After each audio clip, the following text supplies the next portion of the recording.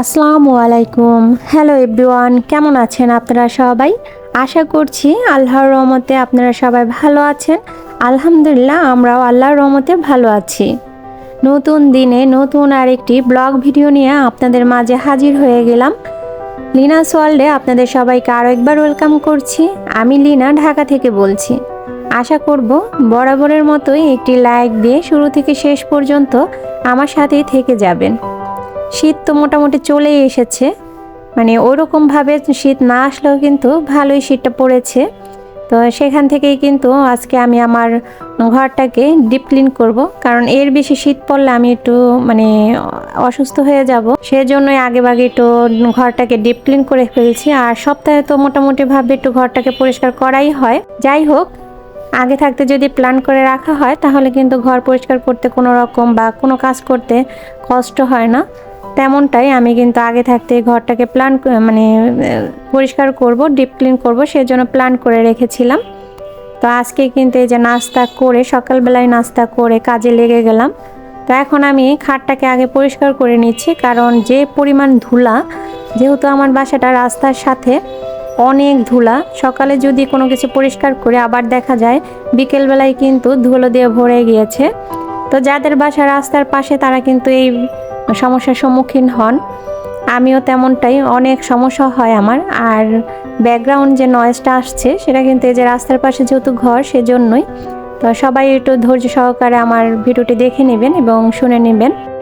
তো খাটটা কিন্তু আমি একবারে ক্লিন করে ফেলেছি, কারণ আর এমনিতে একটু খাটটা কিন্তু আমরা কিন্তু স্প্রে রং করিনি। এটা কিন্তু অরিজিনাল যে কালারটা সেটাই কিন্তু আমরা কোনো রকম খাটে রং করিনি।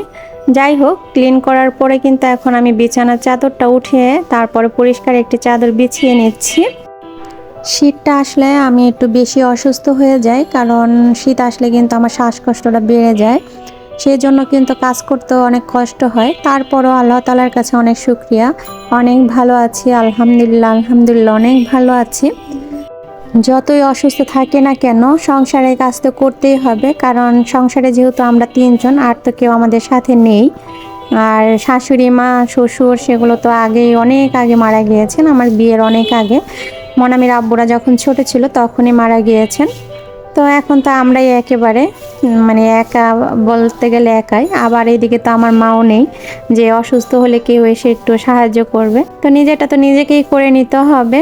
তো এখানে কিন্তু এই যে চাদরটা বিছানো শেষ, এখন আমি বালিশগুলো ভালোভাবে রেখে দিচ্ছি। আর বালিশগুলো রাখার সময় যদি একটু ভালোভাবে একটু বাড়ি দিয়ে তারপর ফুলিয়ে রাখা হয় তাহলে কিন্তু অনেক দিকে ভালো হয়।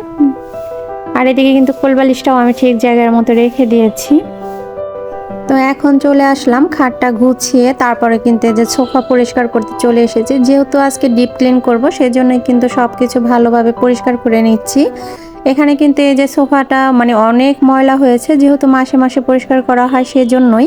কারণ রাস্তার পাশে, ওই যে একবার বললাম না, রাস্তার পাশে ঘর, অনেক ধুলোবালি আর অনেক ধুলোবালি জমেছে। এই যে বোঝাই যাচ্ছে এক সাইড আমি যেহেতু পরিষ্কার করছি, আরেক সাইডটা দেখা যাচ্ছে যে প্রচুর ধুলোবালি। আর আমার এই সোফার কিন্তু বার্নিশ একদমই নষ্ট হয়ে গেছে। তো সময় সুযোগ হলে আবারও বার্নিশ করব। আরেকটা কথা বলিনি, আমার 2 রুমের যেহেতু ফ্ল্যাট নিয়েছিলাম, তো সেখান থেকে কিন্তু আমি 1 রুমে চলে এসেছি। আর 1 রুমে চলে আসার কারণে কিন্তু আমার ঘরটা আরও বেশি হিবিজিবি হয়ে গিয়েছে। তো এখানে কিন্তু আমি খাটের নিচ সেটাও কিন্তু পরিষ্কার করেছি, তবে আপনাদের সাথে শেয়ার করিনি, কারণ ওখানে আরেকটা খাটের যে খাট আছে ওটা খুলে আর কি নিচে রাখা হয়েছে, সেই জন্য ওগুলো বের করে পরিষ্কার করা, ওগুলো দেখানো কিন্তু আসলে অনেকটাই ঝামেলা। সেজন্য আর ওগুলো না দেখিয়ে, আর দেখাতে গেলেও অনেক লেট হবে, তার জন্য কিন্তু অফ ক্যামেরায় আমি ওটা করে ফেলেছি। তো এখানে কিন্তু এখন আমি সোফাটা ভালোভাবে ঝেড়ে নিচ্ছি, যেহেতু মোছা পরিষ্কার করা শেষ হয়ে গিয়েছে। আর এখানে তো দেখা যাচ্ছে অল্প সময় করা হয়েছে, আসলে অনেক সময় লেগেছিল। এখন চলে এসেছি ওয়ার্ড্রোবটা পরিষ্কার করার জন্য। ওয়ার্ড্রোব পরিষ্কার করার জন্য বলতে এটা একটু গুছিয়ে নিচ্ছি। যে আমার মেয়ে স্কুলে গিয়েছিল, তো সেখানে কিন্তু এই যে পিনগুলো, হিজাব পিনগুলো রেখে গিয়েছে। এগুলো কিন্তু একটা কৌটায় রেখে দিলে কিন্তু অনেক গুছানো লাগে, ঘরটাকেও গুছানো দেখা যায়। আর ওয়ার্ড্রোবের উপরে কিন্তু ঝামেলা থাকে না। আমি কিন্তু এই কৌটাটা একটা ওষুধের কৌটো ছিল, তো সেই কৌটোটা আমি ফেলে দিইনি, না ফেলে দিয়ে কিন্তু এভাবেই আমি কাজে লাগিয়েছি। চাইলে আপনারাও কিন্তু এভাবে কাজে লাগাতে পারেন। তো এরকম কিন্তু আরও অনেকগুলো টিপস আছে, পরবর্তীতে আমি আপনাদের সাথে শেয়ার করব। এখন আমি ওয়ার্ডরোবটা ঝেড়ে নিচ্ছি। তো এখানে কিন্তু আমি ঘরটাকে ভালোভাবে ঝাড়ু দিয়ে নিয়েছি। ঝাড়ু দিয়ে এখন আমি মপ দিয়ে পরিষ্কার করে মুছে নিচ্ছি। তো ঠান্ডা পানি ধরাটা আমার জন্য আসলে অনেক কষ্টের, তারপরও আর কি করব, সংসারের কাজ করতে হলে তো পানি ধরতেই হবে। আর সংসারের কাজ করতে কিন্তু আমার অনেক ভালো লাগে, আমি জানি সব আপুদেরই ভালো লাগে। আর সংসারের কাজ করা ছাড়া তো কোনো উপায়ই নেই। ঘরে আমি কিন্তু সংসারের পাশাপাশি হাতের কাজও করি, যেমনটা টেইলারের কাজ, এবং আমি কুশি কাটার কাজও করি, হাতের কাজও করি। সেজন্যই কিন্তু অনেকটা সময় কিন্তু আমার ওই দিকেও ব্যয় হয়। যাই হোক, আমি কিন্তু ম্যানেজ করে চলতে পারি। আমার কাছে আসলে অনেক বেশি ভালো লাগে এই হাতের কাজগুলো করতে। এখন আমি ফাইনালি ঘরটাকে দেখিয়ে দিচ্ছি। তো এই যে বিছানাটা গুছানো হয়ে গিয়েছে, সেটাই একটু আপনাদেরকে দেখিয়ে দিলাম। আর সোফাটাও একটু দেখিয়ে দিয়েছি, এখানে কোনো কুশন কাভার নেই। আমার আসলে কুশন কাভারগুলো নষ্ট হয়ে গিয়েছিল, তারপরে কিন্তু কোনো রকম আর কুশন কাভার আমি বানাইনি, তবে বানানোর ইচ্ছা আছে। ওইদিকে কিন্তু আমি ফ্রিজও পরিষ্কার করেছিলাম, উপরের সাইড মুছে তারপর কাপড় বিছিয়ে একটা ফুল আর্টিফিশিয়াল ফুল দিয়েছি।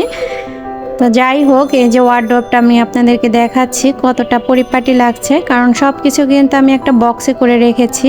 এই ফাঁকে আবার একটু বরাবরের মতো কথা বলে নিচ্ছি।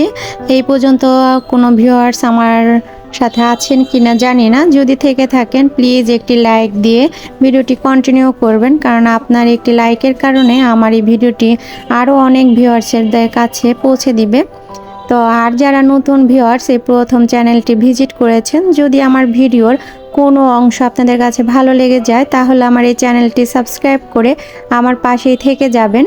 পাশে থাকা অল অপশনটি প্রেস করে রাখবেন, যাতে আমি ভিডিও ছাড়া মাত্র আপনাদের কাছে নোটিফিকেশন চলে যায় আর আপনারা সময় সুযোগ মতো দেখে নিতে পারেন। আর যারা এই কাজটি অলরেডি করে ফেলেছেন, তাদেরকে জানাই অসংখ্য অসংখ্য ধন্যবাদ। আজকে আর বেশি কিছু রান্না করব না, অফ ক্যামেরায় ভাতটা রান্না করে ফেলেছি। এখন রান্না করছি আলুর কাটলি। এটা কিন্তু বরিশালের একটা খাবার, আমার কাছে খুব পছন্দের। অনেক দিন পরে করলাম, আগে তো জানতাম না যে এটা আলুর কাটলি। যাই হোক, এখন কিন্তু যে আলুর কাটলিটা আমি রান্না করছি, জানেন কিনা আপনারা জানি না, এটা কিন্তু আগে প্রথমেই মশলাটা কষিয়ে সব আদা রসুন দিয়ে, হলুদ মরিচের গুঁড়ো, লবণ এগুলো দিয়ে মশলাটা কষিয়ে নিয়েছি ভালোভাবে। তারপরে কিন্তু আলুর চাকগুলো দিয়ে একটু কষিয়ে তারপরে এখন ঝোলের পানিটা দিয়ে দিয়েছি।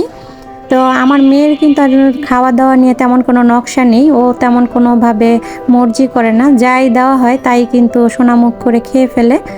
আমি যাই দিই না কেন সেটাই খায়, কখনো বলে না যে আমি এটা করলাম না কেন, ওটা করলাম না কেন। এই দিক দিয়ে কিন্তু আমি আসলে খুবই রক্ষা পেয়েছি, কারণ যেহেতু আমি নিম্ন মধ্যবিত্ত পরিবার, আমার এখন যে ধরনের একটা সমস্যা চলছে, অনেক সময় কিন্তু অনেক ধরনের রান্নাবান্না করি বা যাই হোক, আর বেশি কিছু বলবো না, অনেকই সমস্যা আছে।